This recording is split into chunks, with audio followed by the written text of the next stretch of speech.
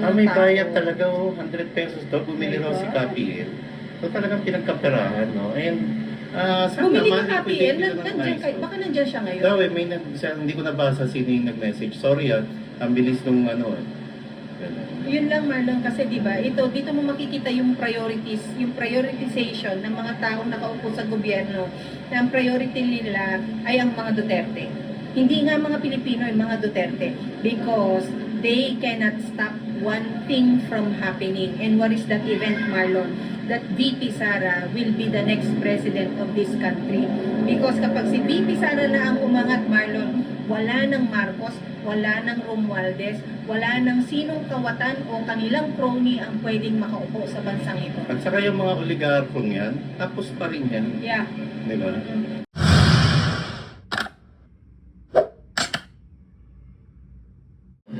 Ano si Revilla, Marlon, chairman ng? Si Revilla, chairman dati ng Senate Committee on Public Works. Siya Kaya nag-preside. siya yung nagdinig ng flood control Yes, na wala oo, namang siya. napuntahan. Oo, wala namang Marlon, napuntahan. narinig ko chairman din ng isang grupo about constitution ang isang Martin Romualdez. Tama ba? Presidente. Presidente Siya, matagal na siyang presidente ng Philippine Constitution Association. Constitution Association. Philippine Yes. Constitution Association. PCA, sabihin na natin PCA. PhilConsa. PhilConsa. Ang PhilConsa na to, ang mga miyembro niya, yung mga legal luminaries. At alam mo ba, sino ang chairman niyan? Ang chairman niyan, dating Supreme Court Chief Justice na si Renato Puna. Kagalang-galang niya. So, anong ginagawa ng isang Martin Romualdez na siya ngayong speaker na naghahamon sa desisyon ng Korte Suprema na unconstitutional ang impeachment case na i-file kay VP Sara, nahahainan niya ng motion for reconsideration. Kung supposedly, yung pag-unawa niya sa konstitusyon ay ganun kalawak kung siya ang presidente ng PhilConsa. PhilConsa. Kaya nga, yun na lang yung pinaka satire na approach niya ngayon. Mag-file ng motion for recon kasi karapatan naman nila. Walang iniwan niya nung yung binabanatan si VP Sara na gusto mo pala ituloy yung impeachment, bakit tumakbo ka sa Supreme Court? Dahil yun ang tamang proseso at karapatan yun ng bawat panig. Ngayon, ang tanong ngayon, Pam, ano ngayon ang magiging komento ng lahat ng miyembro ng PhilConsa, di ba? And paano mo ngayon naharapin niya, Martin Romualdez? Hindi naman ako naniniwala na lahat ng opisyal at miyembro ng PhilConsa ay kayang-kaya mong bayaran dahil sigurado ako sa mga yan na ang pinaka-biblia nila, ang pinaka dapat masunod sa desisyong ito, sa sitwasyong ito, sa usaping ito, kundi ang desisyon ng Supreme Court. At ang pinaka-reference o Biblia ay ang Saligang batas na yung papangalan ng inyong samahan, Philippine Constitution Association. So sa madaling sabi, nabuta tae ka, Martin. hindi niya man lang iniisip kung ano yung mga associations niya sa mga grupong basta na lang niya sinalihan. Alam mo, Marlon, para umaksyon ka o umasta ka ng ganyan. Alam mo, Mr. Marlon, no?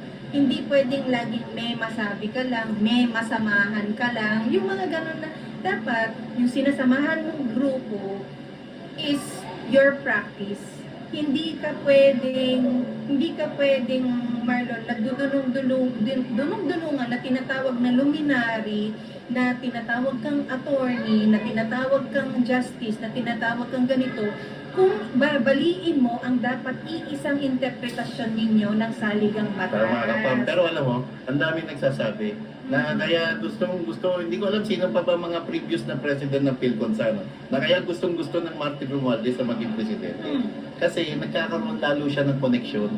Dahil karamihan dyan, mga retired justices, mga judge na alam natin, pagka may mga lulutuing kaso, madaling lapitan at magiging mala-operator na katulad ng isang George Garcia. And pa, may tokat siya.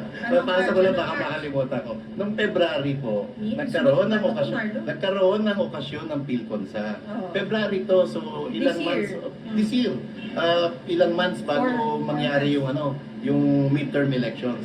Alam mo Ah. sino ang guest of honor nila? Sino ang guest speaker nila? At sino ang binigyan nila ng certificate na pagkakilala? Sino? Si Comelec Chairman George Garcia. So, alam na natin kung paano nagkahilutan at paano nagkalutukan. So, circus pala tong Circus word nila. na. Ito pa, sinisirko sila ni Martin. Ang tanong ngayon, anong mukha kaya may harap ni Martin? Paano niya may papaliwanag kung sino kaya sa mga kasama niya sa PhilConsult ang question kay Martin, bakit nangyari? Bakit nagkaroon ng ika-4 na impeachment complaint na yun ang pinagtuunan nyo ng pansin at bakit tinalikuran nyo yung unang 3 impeachment complaint? Yung kapalpakan doon sa loob ng Kongreso at Kamara na ang nangunguna syempre yung Speaker of the House. So may mukha ba siyang iyaharap sa mga kasama niya sa PhilConsult? Yung mukhang ihaharap, hindi problema yun. Makapal yun, maraming layers yun, Marlon. Hindi problema yun. Don't worry about that, my friend. Ano, Ang yung termino ko built-in. ang problema dyan, Marlon, may maglalakas ba ng loob na i-call out siya? Because you have to remember, the money of this country is under the care of Martin Romualdez right now na sinabi naman ni VP Sara, iilan lang silang may hawak ng budget ng bansa, di ba? Yun ang sinabi ni VP Shout out Sara. kay Saldico. Hello sa'yo na nanahimik ka. Kung i-call out ba, you have to remember, when money talks, people listen, people follow. Correct. Kung yung people na yon, regardless of your category, kung ikaw ay people na may prinsipyo, people na merong pinaglalabang pinaninindigan, people na merong kredibilidad, prinsipyo mo na lang ang magtatayo sa'yo kung ikaw ay tatalikod doon sa tukso ng perang yon. Pero kung ako kay Martin, Pam, hindi ko na antayin questionin ako ng mga kasama ko sa PhilConsult. Magre-resign na ako. Kasabay ng pagre-resign ko sa Kamara dahil sa kapalpakan na ginawa ko dito sa pagpipilit na isang pa yung ika-4 na impeachment complaint kay Vice President Sara Duterte. Kasi Pero- laking blunder niyan, ang laking, alam mo yun, sobrang kapalpakan. Naturing ang presidente ka ng Philippine Constitution Association. Eh ikaw pa tong hindi kumikilala at ikaw pa tong hindi talaga sumusunod sa tamang proseso ng batas na nakatadhana sa saligang batas. Pero hindi, dahil hindi ikaw si Martin, Hindi mangyayari hindi yun. nangyayari yun. Pero Marlon, ako naman, kung ako si Martin, I wouldn't want to be Martin myself. Parang, ay, kung ako si Martin, ayoko na lang maging Martin din kasi I'm being hated by people. People see me as someone unprincipled. Tapos may asawa din akong nagpumilit na maupo pa rin kahit 4th term ng tinatawag. Eh wala ding prinsipyo at wala ding delikadesa. At nilalabag din yung yung nasa saligang batas na dapat hanggang 3 Three termino terms ka pa lang, lang, di ba? diba? Tapos ang sinasite ng isang Comelec Chairman George Garcia, Republic Act. Ano ba ang mas mataas? Yung saligang batas o yung Republic Act? Ang primacy ng lahat ng basis ng batas Konstitusyon. ay ang konstitusyon, walang RA, walang EO, walang whatever. Pati lahat yan. Pag ang konstitusyon na Tupi ang lahat nagsalita. yan, bangga lahat yan, dapat konstitusyon ang primary. O Grabe tong source. gobyerno to, talaga kung pilipitin yung tama no? Yung mali gagawin nilang tama na hindi naman talaga tama. Alam mo Marlon, I don't know, no? Nakakaano lang. Maybe, alam mo yung mga ganyan, halimbawa, yung mga malalaking pangalan sa gobyerno Marlon, no? Tapos nasasadlak sila sa mga kontrobersiya. I wonder kung yung mga anak nila anong iniisip. Sometimes yung mga bata ngayon kahit Marlon Nasasaktan. hindi sila yung sila yung lagi may opinion sa mga bagay. Sila rin naman yung emotional Marlon. Sila rin yung they openly criticize and they are open to be criticized by their peers, no? Imposible kasi among peers, Marlon, walang sasabihin, "Uy, yung tatay mo daw ganitong ginawa eh. Ang sabi ng magulang ko ganito eh." Yung sa lugar mo, gugustusin mo pa bang yun ang magulang mo? Diba? Parang ako, kapag anak ko na ang Marlon, pamangkin mo nga pag may nasasabi sa'yo, ang sakit-sakit na eh. Sobra, Tita ka sobra. lang ha, tsahin ka lang. Ano pa yung anak sa kanyang magulang? Diba? Pero pagka may mga karay-karay ka ng heavy luggage, talagang baliwala na sa'yo. Ay, lalo kung yung heavy luggage mo, 5 ang iPad mo, 5 ang sasakyan mo, di bodyguard ka. Anytime you can go abroad dahil may private jet ka, just because you want to celebrate your birthday there with your kids, with your friends, di ba? Tapos pagbalik mo, balikan na, Paris. Pagbalik mo, may dala kang Gucci bags na niregalo mo din sa friends mo.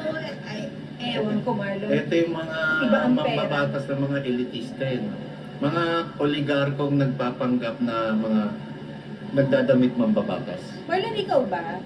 Hypothetical, Hmm. no? Sabihin na natin mayaman ka because somehow, hypothetical lang naman na kung nanatili ka sa pwesto sa gobyerno at nagkaroon ka ng pagkakataon na nagkaroon ng access sa pera, will that money change you as a person? As yung prinsipyo mo, pababago ba? Ito real talk ha. Oh. Wala naman talagang perfectong gobyerno. Wala rin talagang absolute na walang korupsyon at wala rin absolute na walang komisyon sa transaction. Mga sa standard. yung mga SOP. SOP. Pero, alam mo yun, niraming ko yung sinabi ni Neri, yung si Neri? moderator ko. Ah. Remember, yung sa iskandal ng panahon ni Jeffrey. Dapat may yung kabusugan mo at paano ba? Hindi yung hindi ito walang kabusugan. Napakagarapal pa. And kung hindi natin dapat i-tolerate ang corruption. Pero meron na yan, nandyan na yan. Kaya ngayon, sobra-sobra kung dati grade 1 lang ang corruption. Ngayon, may doctorate degree pa. Ang laki ng At inakat sobra naman pa nun, Marlon. Sobra. Yun ang malungkot dyan. At And, saka kung kung matibay talaga yung core values na nabuo sa pamamahay ninyo, no? Paglabas mo kahit saan bitbit mo yon, hindi mo Tapos, iiwanan. tatanggap ka ng komisyon na alam mo, mamayang Pilipino magsasuffer. Tatanggap ka ng 40% commission. Dati, 10% lang yung SOP. 40 na ngayon. Ngayon, 40 na pa. Ano may iwan? 40 sa isang tao Yung na yun? 40, pinag-hatian na yun. O, hati-hati na yun. So ngayon, yung isang contractor, dahil 60, isang kababawi, di substandard na ng mga gamit.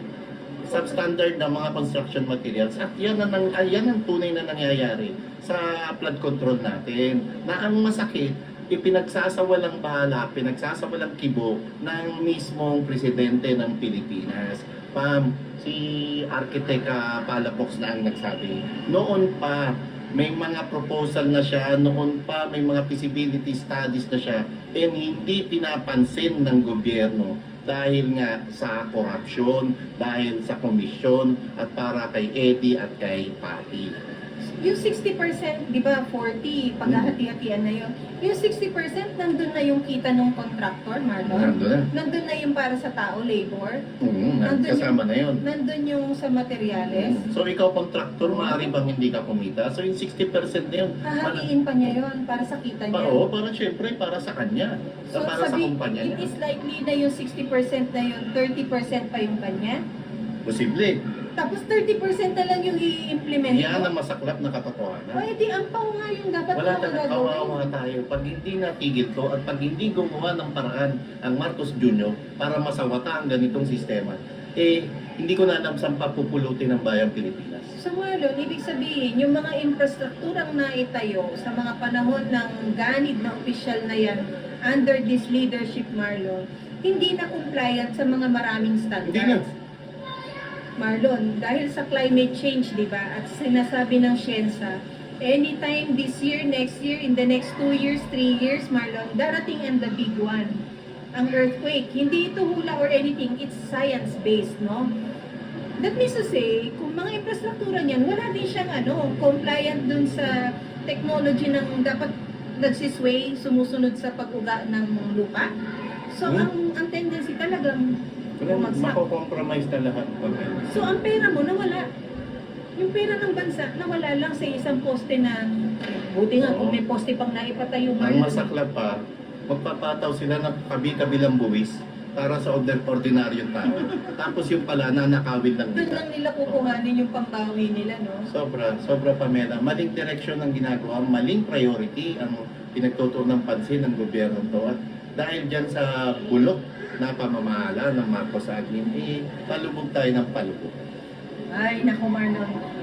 Inaasahan mo ba na dahil sa desisyon ng Korte Suprema, Marlon, na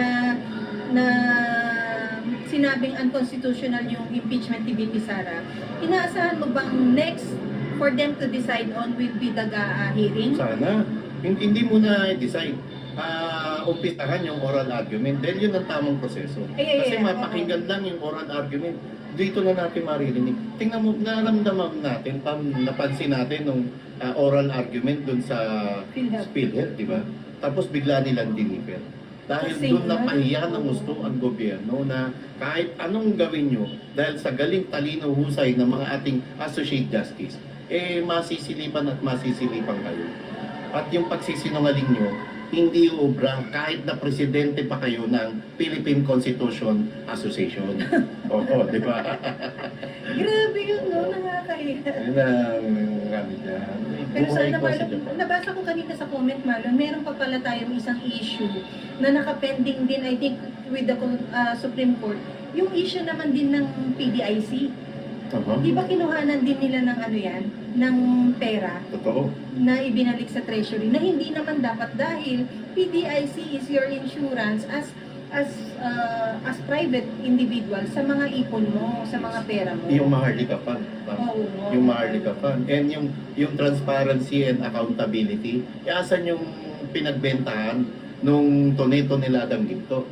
Sino bumili? Correct. Ilan ang binenta? Nasaan ang At pinagbentahan? magkano naibenta? At sa asa na ngayon yan? Oo. Diba? Aasahan mo bang lalabanin niya ng SONA niya? May update man lang sa sa Maharlika Fund? Ang pinakaasahan ko sa SONA, yung kasinungalingan. Ang pinakaasahan ko sa SONA, yung pangako na naman na ay hindi niya na matutupad. Marlon, sa SONA ba na pwedeng nangangako? Hindi, dapat reporting ka eh. Ito lang ang gobyernong nangangako. At ito lang ang gobyernong nagre-report sa SONA na napapack-check ng mismong kalikasan. Ako, eto pa, ine-expect mo ha, maraming nananawagan dahil sa sa recent event ng mga calamities, Marlon, no? Oo. Dala ng pagbagyo at mga pagbaha. Aasahan mo bang simple ang SONA sa bukas? Bukas, simplihan lang daw ang SONA bukas. Yung Matatanda mo, naging scandalous ang ang budget proposed for the buffet, for the food meal last year. shout out sa mga 20 Congress million. reporter, magkano na kaya ngayon yung budget ng pagkain nyo dyan? Oo, na hindi sinasabi, 20 million. no? And Hindi pinapakita. sana naman yung mga mambabatas at kahit yung mga asawa nila, yung magagarbong damit, please naman, Tigil lang yung wag masyadong loud. And yung mga ipapagawa nyo dyan, itulong nyo na lang po sa mga kababayan natin. No, bakit na naging gala, naging Ano red yung tradisyon carpet? eh. Yung Tradisyon dapat, eh. Oo. Tradisyon na dapat. Yan ang tradisyon na dapat hindi man sawatahin, dapat baguhin at maging makatao. At madadagdagan pa, Marlon, ang mga senators na hindi pupunta at a-attend sa SONA. Yan, Una nang nagpahiwatig ng Senator Bato de la Rosa. Meron pa.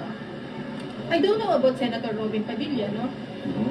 Senator Bongo, medyo quiet ka lately, Sa natin. And Senator Dante Marcoleta. Hindi ba siya pupunta? Hindi ko alam eh. Pero okay kasi dati niya mga kasama yung mga nandun sa Kongreso. And ang sarap maglakad doon na, ano kayo ngayon, ha?